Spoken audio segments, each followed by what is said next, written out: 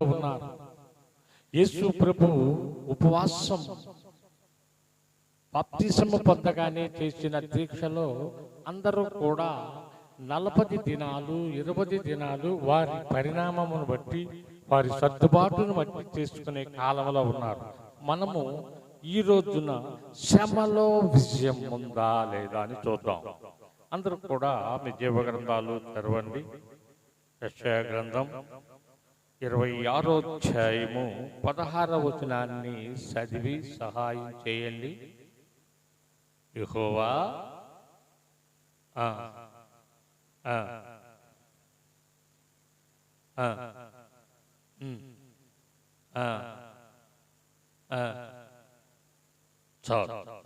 ఏం ప్రార్థన? దీన ప్రార్థన. శ్రమలోనే ఇవి జరుగుతాయి. ప్రార్థన చేసుకుందాం. పరిశుద్ధుడు అయిన దేవా, సృష్టికర్త అయిన మా యేసునాథుడా, యేసు ప్రభువా, పరలోకము నుండి నరులను పరిశోధిస్తూ వారి వారి జీతము కోసము వారి వారి ఆశీర్వాదాల కోసము ప్రతి స్థలములో ఎక్కడ 2-3 చేరి ఉన్న స్థలములో వారిని దీవించటానికి వచ్చేసిన మా పరిశుద్ధాత్ముడా, నీ పక్షాన నిలబడుతున్న నేను నాయన ఎన్నిక లేని వాడిని నీ బిడ్డలతో మీరే సూటిగా మాట్లాడి వారిని తృప్తిపరిచి వారిని విజయాలతో వారి గృహాలకి నడిపించమని యేసు నామములో అడుగుతున్నాము తండ్రి, ఆమేన్. హల్లెలూయా. ఇక్కడ శ్రమలో విజయం. అందరు చెప్పండి, శ్రమలో విజయం. ఈ శ్రమలో విజయం ఎలా వస్తుందో ఈ భక్తుడైన యెషయా గారు మనకు నేర్పుచూ ఉన్నాడు. ఇందాక కీర్తనలో కీర్తనకారుడు నేర్పాడు. ఈయనెవరు? వారి తండ్రి. ఎవరు తండ్రి? మీ తండ్రి కాదు, మీ తండ్రి కాదమ్మా, దావీదు తండ్రి. ఈయన ఏమంటున్నాడు? వారు శ్రమలో ఉన్నప్పుడు చేసే ప్రార్థన వేరు. ఈ 40 దినాలు కూడా బహు జాగ్రత్తగా చేస్తాం ప్రార్థన. భార్యని తిట్టం, బొరుగు వారిని కొట్టం, నోరుని ఎక్కడా వాడడం, చేతిని ఎక్కడా వాడడం, చాలా ఒద్దికి ఒద్దికి ఒద్దికి ఉంటాం. ఎన్ని రోజులు? మండల దీక్ష. అంటే వారిని నేను తప్పుపడతాను. ప్రభు ఏమంటాడంటే, నీవు పోవు వరకు నేను వచ్చు వరకు ఇది కొనసాగాలి. హల్లెలూయా. యేసు ప్రభు వారు బాప్తిస్మము పొందగానే పరిశుద్ధాత్మ ఆయన మీదకి వాలగానే ఆయన ఎక్కడికి వెళ్ళాడు? ఈ శ్రమలన్నిటినీ జయించడానికి ఉపవాస దీక్షని చేపట్టి ఉపవాసంతో ఆయన అది ముగించుకుని వచ్చినాక సువార్తని మొదలు వేశాడు. హల్లెలూయా. సువార్తని స్టార్ట్ చేశాడు. యేసు ప్రభుని ఇంకా కొద్ది నిమిషాలకి ఆ రోమా ప్రభుత్వ సైనికులు పట్టుకోవటానికి వచ్చేటప్పుడు ఆ పేతురు యోహానులు అంటాడు, పేతురు, ఒక గడి అయినా మెలకుగా ఉండి శోధనలోకి వెళ్లకుండా ప్రార్థన చేయండి అయ్యా అంటున్నాడు. ఏంటంట? ఒక్క గడియ. మనము శోధన వచ్చినప్పుడు చేస్తాం ప్రార్థన. శోధనకి ముందు చేస్తే ఆ శోధనలో నుండి నడిపిస్తాడు తండ్రి. శ్రమ పడాలి. ఈ శ్రమ పడటం అనేది ఆది కాండములోనే మనకి కనిపించింది. మన పితృడైన ఆదామునికి ఇదే శాసనాన్ని ఇచ్చాడు తండ్రి అయిన దేవుడు. హల్లెలూయా. అంతకుముందు మన తల్లి తండ్రి కష్టపడలా. ఆ ఏదోను వనములో ఉండి దేవుడు ఇచ్చిన ఆహారాన్ని బుద్ధిస్తూ దేవునితో మాట్లాడుతూ వారి ప్రయాణాన్ని ఎంతో ఆనందంగా గడిపారు. ఎప్పుడైతే సాతానుకు చోటిచ్చారో, మూడో మనిషికి చోటిచ్చారో, మూల పురుషుడిని విడిచిపెట్టారో అప్పుడేమైంది? శ్రమ పాలైపోయారు. అంతకుముందు వంట చేసుకోవాలా, బట్టలు చూసుకోవాలా, మరొకటని దేవులాట లేదు. ఎప్పుడైతే ఆ మహిమ తలములో నుండి బయటకు వచ్చారు. శ్రమలు స్టార్ట్ అయినాయి. నువ్వు శ్రమ పడితేనే ఆహారం. ఏం పడితే అర్థమవుతుందా? అర్థమవుతుందా? శ్రమ పడితే. హోంవర్క్ రాయాలంటే చిన్నపిల్లలు ఏం చేస్తారు? మమ్మీ నువ్వు రాయి, డాడీ నువ్వు రాయి అంటారా? వాళ్ళే శ్రమపడి రాసుకోవాలి. ఇవన్నీ పరిశుద్ధమైన స్థలముగా ఉన్న ఆ భూమి ఏమైందంట? ముళ్ళ తప్పలు అవన్నీ మొలిపించాడు. నరుడు శరీరం మీద చెమటని నేలకి వేస్తేనే, ఆ శ్రమ పడితేనే నీకు ఆహారం అని ఆదాము గారికి సెలవిచ్చాడు. ఈ రోజున ఉద్యోగానికి వెళ్లకుండా జీతం ఇస్తారా? పని చేయకుండా జీతం ఇస్తారా? అలాగే శ్రమ పడకుండా విజయం రాదు. అందుకే కీర్తనకారులాగా 6 బాధలుండా ఆదుకుంటాడంట ఈయన. ఎన్ని బాధలు? కొంతమంది అంటారు, అయ్యో ఈ బాధలకు నేను తట్టుకోలేకపోతున్నాను, ఎట్ట కొట్టుకుని తల కొట్టుకుని చచ్చిపోతా. చచ్చిపో. నువ్వు చచ్చిపోతే ఎవరికి నష్టం?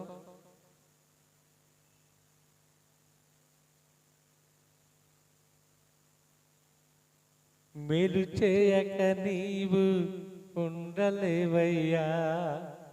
ఆయన మేలు చేసే దేవుడు నాకుంటే నాకేం నష్టం? మోషే పోయాడని ఆయన పని ఆపుకోలా, యెహోషువను తీసుకొచ్చుకున్నాడు.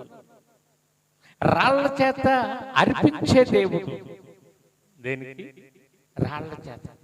అమ్మా ఇటు చూడు, కొద్దిసేపు కూర్చోలు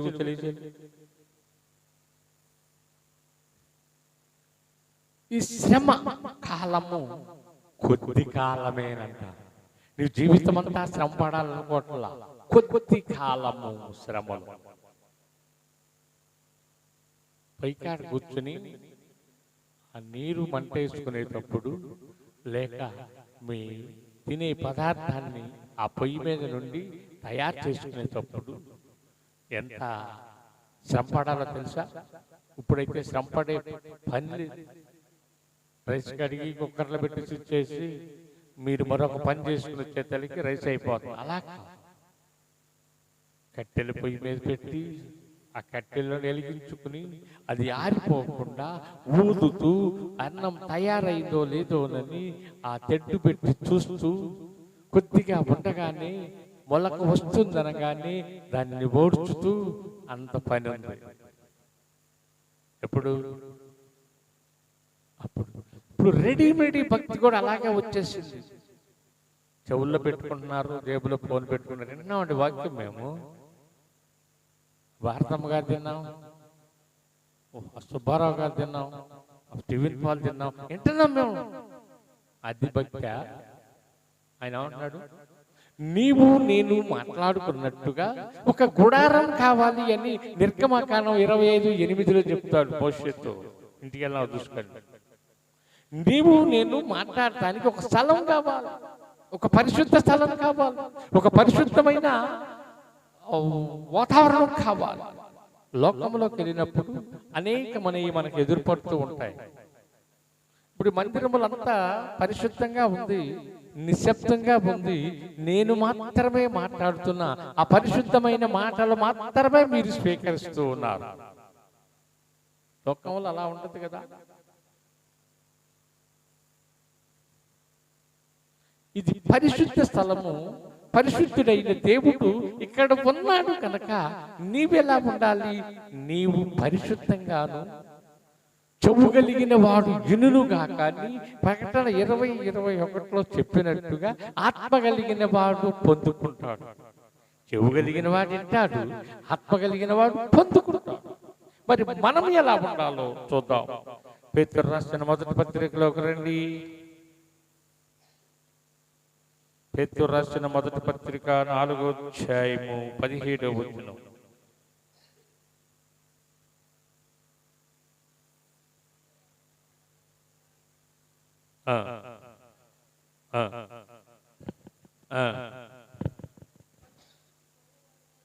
ఆ,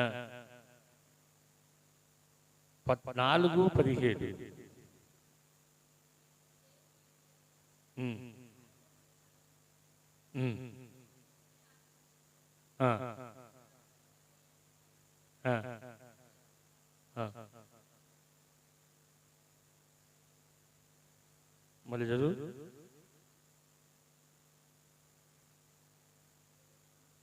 ఉమ్, ఉమ్, ఉమ్, ఉమ్, ఉమ్, ఉమ్, ఆ, ఆ.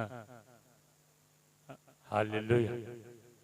ఈ సువార్త కొన్ని స్థలాల్లో వినపడకుండా చేస్తున్నారు, కొన్ని స్థలాల్లో దీని మీద బురద తల్లుతున్నారు.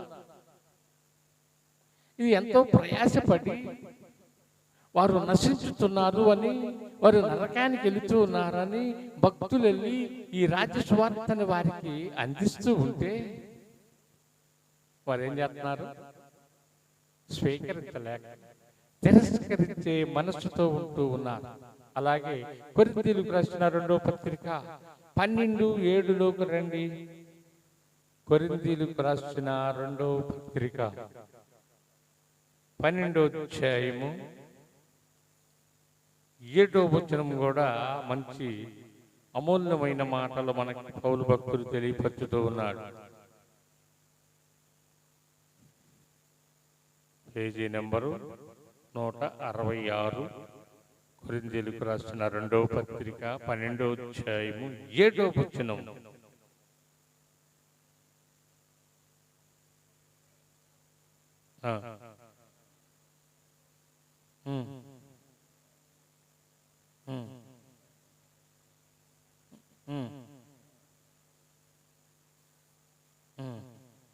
సాతాను ఇప్పుడు అందరూ కూడా నాకు ఆవరం ఇవ్వండి, ఇది వినియండి, ఇది ఇవ్వండి, అది ఇవ్వండి అని అడుగుతున్నారు. ఇక్కడ పౌలు భక్తుడు ఏంటి? ఒక ముళ్ళు పెట్టమంటున్నాడు. మనం అడుగుతామా? నాకు ఉన్నవన్నీ తీసేయి, నా శరీరంలో బలహీనతలు తీసేయి, నా కుటుంబంలో బాధలు తీసేయి, నా ఇంట్లో ఉన్న ఇరుకులన్నీ శ్రమలన్నీ తీసివేసి నాకు కృపాక్షేమములను దయచేయి అని ప్రార్థన చేస్తున్నాం. ఏంటి? కృపాక్షేమములు. భక్తుడైన దావీదు కూడా 23వ కీర్తన అంటాడు, నా బ్రతుకు దినాలన్నీ కృపాక్షేమములో వెంట వచ్చునుగాక. 27వ కీర్తన 4వ వచనములో కూడా యెహోవా దగ్గర నేను ఒక వరం అడిగి తిని దాన్ని వెతుకుతున్నాను అంటున్నాడు. 63వ కీర్తనలో ఆయన ప్రభావముని, ఆయన బలముని, ఆయన పరిశుద్ధ ఆలయమందు ఆశ కలిగి వెతుకుతున్నాడట. మనం ఎక్కడ వెతుకుతున్నాం? ఇందాకే చెప్పా.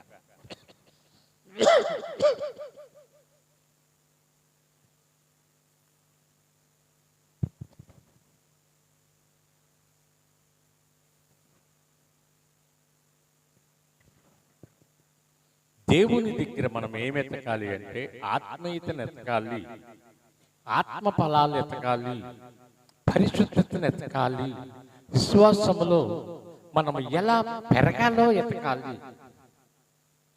క్రీస్తుకి మనకి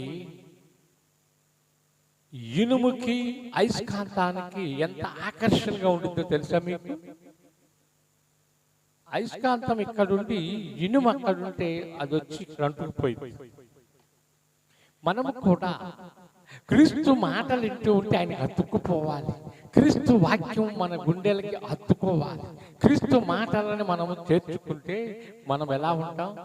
ఆయన మనతో, మనం ఆయనతో ఉంటాం. హల్లెలూయా. అంతకన్నా భాగ్యం ఏముంది?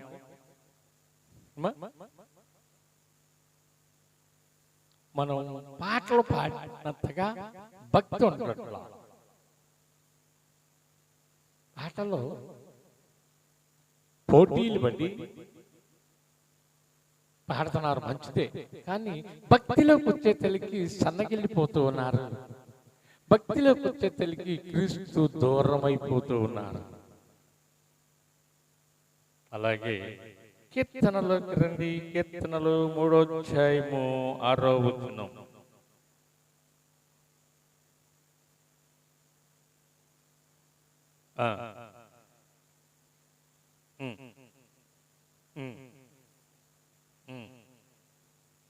ఎంతమంది? నిజమేనా?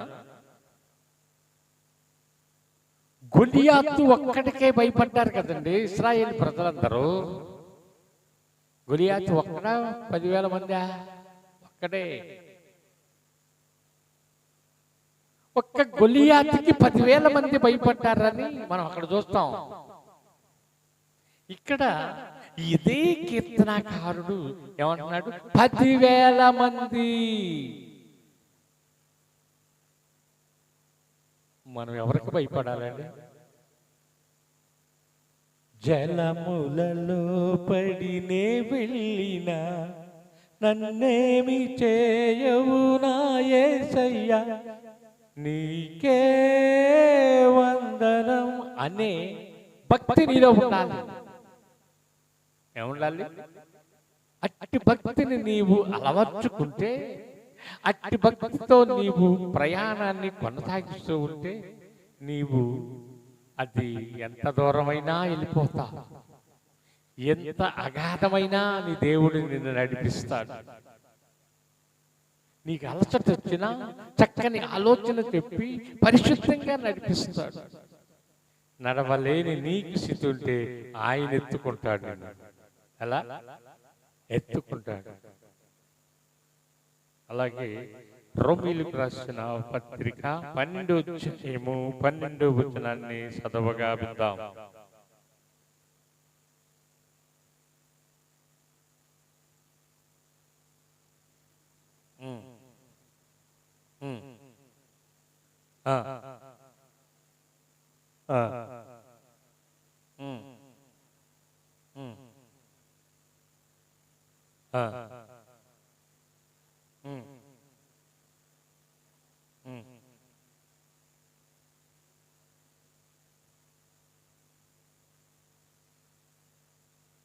నువ్వు చదువు మళ్ళీ.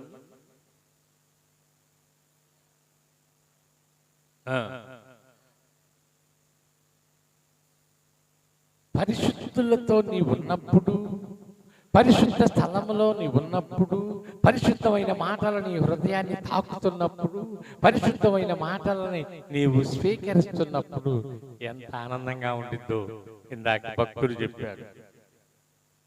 దావీదు భక్తుడు చెప్పాడు 63వ కీర్తనలో, నా మంచం మీద పనుకుని నిన్ను నేను ధ్యానించినప్పుడు కొవ్వు మెదరు దొరికినంతగా నా ఆత్మ ఉప్పొంగుతుంది అంటున్నాడు.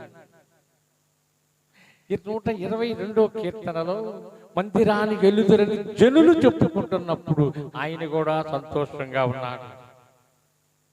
ఆయనకి ఎన్ని శ్రమలు వచ్చినా, ఎన్ని ఇరుకులు వచ్చినా, ఆ తర్వాత వసంతకాలం ఒకటి ఉంది. హల్లెలూయా! ఏ కాలం? వసంతకాలం. ఈ శ్రమలు కొద్దిగానే, ఈ శ్రమలు కొద్ది దినమే. నీవు చనిపోయేంతగా నీ సృష్టికర్త నిన్ను శోధించడు. అందుకే ఏబు మీదకి సాతానుని విడిచిపెట్టేటప్పుడు ఏమన్నాడో తెలుసా? అన్నిటి మీద నీకు అధికారం ఉంది, కానీ సుమా తన ప్రాణం మీద నీకు అధికారం లేదు అన్నాడు. దేని మీద? ఆస్తి మీద ఇచ్చాడు, పిల్లల మీద ఇచ్చాడు, అన్నిటి మీద ఇచ్చాడు. ఒక ప్రాణం మీద, ఇలా శరీరం మీద కూడా ఇచ్చాడు. ఎలా ఉందంటే ఆయన శరీరం పొళ్ళతో దుర్వాసనతో ఉందంట. స్నేహితులు వచ్చిన వారు నిలవలేక తన భార్య కూడా తోలనాడే స్థితికి సాతానుడు తీసుకొచ్చాడు. అట్టి సాతాను నుండి నువ్వు విడిపించబడాలి అంటే నీలో ఏముండాలి? ప్రార్థనా శక్తి నాకు కావాలయ్యా, నీ పరలోక అభిషేకం కావాలయ్యా, యేసయ్యా కావాలయ్యా అని నీవు పాడగలిగితే, నీవు అడగగలిగితే, నీవు ఆయన దగ్గర పొందుకుంటావు. ఏ శ్రమనైనా విడిపించబడాలంటే ప్రార్థన నీ తండ్రి సహాయం. అందుకే మత్తయి సువార్తలు అంటాడు, ఆవగింజలో సగభాగమైన మీకు విశ్వాసం కలిగి ఉంటే ఎలాంటి సమస్య అయినా కొండ వెళ్ళి సముద్రంలో పడమంటే పడిపోయి, ఎరుకో గోడలు 7 సార్లు చుసులు చెప్పగానే ఎరుకో గోడలు కుంగిపోయి, ఎందుకో తెలుసా? దేవుడు అభిషేకం కలిగిన మాటల బయటకు వచ్చి పేతురు అబద్ధమాడిన